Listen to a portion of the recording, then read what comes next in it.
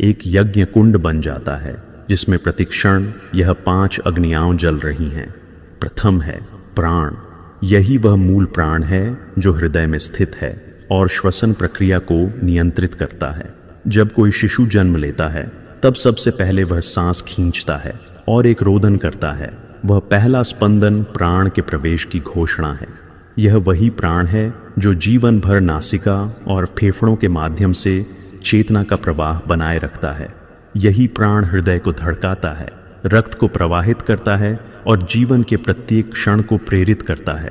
दूसरा है अपान। यह नीचे की ओर बहने वाली शक्ति है जो मल, मूत्र, शुक्र और रज जैसे निष्कासन कार्यों को संचालित करती है।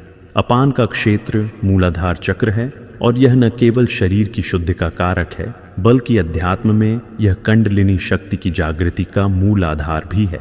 जब यह प्राण अपान के साथ सम होकर उठता है तभी योगी को समाधि की अनुभूति होती है। तीसरा है समान। यह नाभि क्षेत्र में स्थित होता है और पाचन, पचाए गए भोजन के पोषण और ऊर्जा के वितरण का कार्य करता है। यही समान प्राण शरीर में समत्व लाता है। यह संतुलनकारी शक्ति है जो ऊपर और नीचे के प्राणों के बीच सामंजस्य स्थापित करती है। चौथा है उदान। यह गले और कंठ में कार्य करता है और वाणी की उत्पत्ति, अभिव्यक्ति और उच्च विचारों की ध्वनि का माध्यम है। मृत्यु के समय यही उदान प्राण आत्मा को शरीर से बाहर ले जाता है। यह ऊर्ध्वगामी शक्ति है जो ध्यान को ब्रह्मरंध्र की ओर ले जाती है। यही वह शक्ति है जो मृत्यु को भी मोक्ष का द्वार बना सकती है यदि साधक सचेत हो। पांचवां है व्यान। यह समस्त शरीर में व्याप्त है और अंग प्रत्यंग में ऊर्जा का विस्तार करता है। यह वह चेतना है जो हाथ, पैर, नेत्र, कर्ण, त्वचा और मस्तिष्क तक शक्ति पहुंचाती है।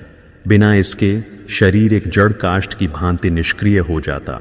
इन पंच प्राणों की व्यवस्था इस प्रकार है जैसे पंच देवों की एक महायात्रा हो रही हो जो शरीर रूपी रथ को खींच रही है, परंतु इस रथ का सारथी स्वयं आत्मा है और प्राण उस आत्मा से जुड़ा रज्जू है।